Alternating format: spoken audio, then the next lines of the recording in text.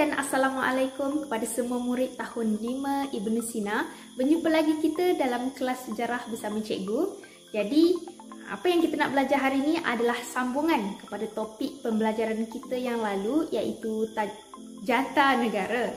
Jadi, hari ini apa yang kita nak belajar adalah lambang dan makna. Lambang dan makna lambang pada jata negara. Dan yang kedua, kita akan belajar tentang kepentingan jata negara sebagai identiti negara kita. Dan yang ketiga adalah kepentingan menghayati dan mengamalkan jata negara. Kepentingan menghayati dan mengamalkan cogan kata jata negara. Okey, sebagaimana yang kita belajar pada pembelajaran yang lalu, daripada tahun ke tahun lambang-lambang pada jata negara itu berubah. Jadi, pelbagai lambang yang terdapat pada jata negara itu mempunyai maksud-maksud yang tertentu. Jadi, jom kita tengok apa maksud-maksud lambang pada jata negara tersebut. Okey, lambang yang pertama yang kita boleh lihat adalah bintang pecah ke-14 dan juga bulan yang terdapat di bawah bintang tersebut. Kenapa dia dipecahkan kepada 14 penjuru? 14 penjuru itu bermaksud lambang perpaduan 13 buah negeri di dalam Malaysia dengan kerajaan persekutuan. Kerajaan persekutuan di negara kita ada 3 semuanya. Yang pertama adalah Persekutuan Putrajaya, wilayah Persekutuan Kuala Lumpur dan juga wilayah Persekutuan Labuan. Maksud bintang dan juga bulan itu pula adalah melambangkan Islam sebagai agama persekutuan di negara Malaysia. Walaupun Islam sebagai agama persekutuan di negara kita, agama lain masih boleh diamalkan secara bebas. Awak semua nampak kan? Ada dua ekor harimau yang memegang perisai di jata negara tersebut. Apa maksud 2 ekor harimau tu? Okey, 2 ekor harimau tu membawa maksud keberanian. Salah satu contoh penggunaan lambang harimau sebagai lambang keberanian di negara kita adalah kita dapat tengok melalui atlet-atlet negara kita yang menggunakan jersey dan juga jaket yang berbentuk harimau. Okey, seterusnya kamu semua nampak kan? Ada lambang 5 bilah keris yang terdapat di jata negara. Apa maksud 5 bilah keris tersebut? 5 bilah keris tersebut mewakili 5 negeri kerajaan Melayu tidak bersekutu pada waktu dahulu, yang mana ianya adalah Perlis, Kedah, Kelantan, Johor dan juga Terengganu. Kenapa ia dipanggil sebagai negeri Melayu tidak bersekutu? Kalau cikgu nak terang, ianya akan jadi panjang. Jadi secara ringkasnya, ia adalah disebabkan oleh perjanjian antara British dan Siam pada waktu tersebut. Okey, semua nampak kan lambang seterusnya, iaitu 4 jalur warna yang terdapat pada jata negara, iaitu warna merah, warna hitam, warna putih dan juga warna kuning. Kenapa ada 4 warna di situ? Ianya melambangkan 4 negeri-negeri Melayu bersekutu pada ketika dahulu.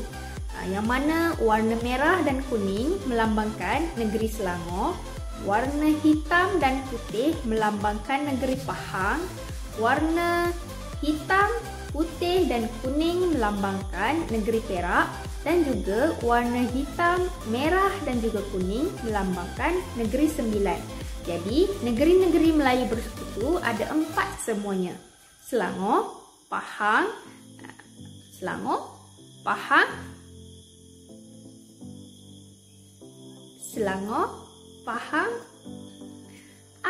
Okey, cikgu ingat. Selangor, Pahang, Perak dan juga negeri Sembilan. Okey, jom. Seterusnya kita tengok pada bahagian kiri jata negara. Apa yang kita dapat lihat adalah sebatang pokok pinang dan juga jambatan. Maksudnya, apa dia? Maksudnya, pokok pinang dan juga jambatan tu adalah melambangkan negeri Pulau Pinang. Lepas kita tengok bahagian kiri, kita tengok pula bahagian kanan. Bahagian kanan ada sebatang pokok Melaka. Jadi sudah pasti pokok Melaka itu melambangkan negeri Melaka. Tapi cikgu, kenapa Melaka dan juga Pulau Pinang berada di sebelah kiri dan kanan Jatinegara? Hal ini adalah kerana kedua-dua negeri tersebut merupakan negeri-negeri selat. Okey, seterusnya kita tengok pada petak. Pada petak yang ada bunga raya di tengah-tengahnya. Di sebelah kiri dan kanan bunga raya tersebut ada dua Jatinegeri. Jatinegeri apa tu cikgu? Jatinegeri Sabah dan Sarawak. Jatinegeri Sabah berada di sebelah kiri, manakala Jatinegeri Sarawak berada di sebelah kanan. Tapi cikgu, kenapa Jatinegeri Sabah dan Sarawak je yang ada di bawah tu? Adakah ia juga melambangkan sesuatu? Ya, betul. Macam yang cikgu terangkan pada kelas sebelum ini, iaitu pada tahun 1963, negeri Sabah dan Sarawak bergabung dengan Persekutuan Tanah Melayu bagi menubuhkan Malaysia. Jadi sebab itulah Jatinegeri Sabah dan Sarawak berada di bawah perisai pada Jatinegara. Tapi cikgu, tak apa bunga raya yang ada di tengah-tengah? Hal ini kerana pada mulanya pada tahun 1963 tu Singapura termasuk dalam penubuhan Malaysia dan dia telah terkeluar pada telah menarik diri daripada penubuhan Malaysia pada tahun 1965. Jadi, lambang Singapura tersebut telah diubah kepada bunga raya yang mana ia melambangkan bunga kebangsaan negara kita. Seterusnya, kita masuk kepada kepentingan Jatinegara sebagai identiti negara kita. Macam yang cikgu terangkan di kelas sebelum ni, identiti membawa maksud pengenalan diri. Jadi, apakah pengenalan diri negara Malaysia ni? Jadi Jatinegara ni perlulah kita jaga dan hargai kerana ia merupakan pengenalan diri negara kita. Ia merupakan lambang rasmi negara kita. Macam yang kawan-kawan kamu yang dah kata sebelum ni dalam grup WhatsApp, Jatinegara ni ada pada surat-surat kerajaan, ada pada bangunan-bangunan kerajaan. Jadi bila orang luar daripada negara Malaysia tengok logo ataupun lambang Jatinegara tu, dia tahu, oh itu mesti Jatinegara negeri Malaysia. Jadi itulah maksudnya Jatinegara sebagai identiti negara kita. Okey, dan last sekali kita akan belajar kepentingan kita sebagai rakyat Malaysia menghayati dan juga mengamalkan slogan kata yang terdapat pada Jatinegara. Macam yang cikgu terangkan tadi, bersekutu bertambah mutu.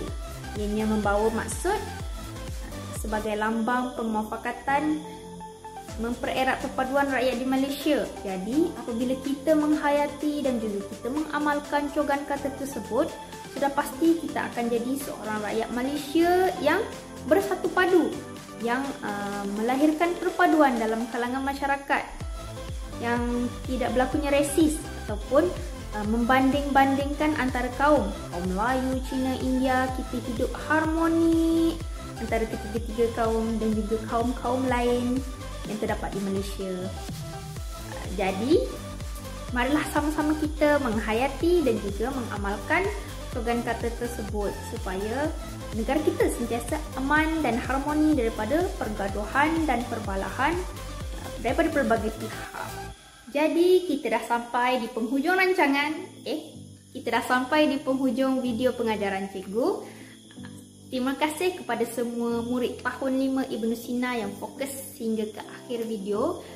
Jangan lupa tugasan yang diberikan oleh cikgu. Sekian sahaja. Terima kasih. Bye. Assalamualaikum.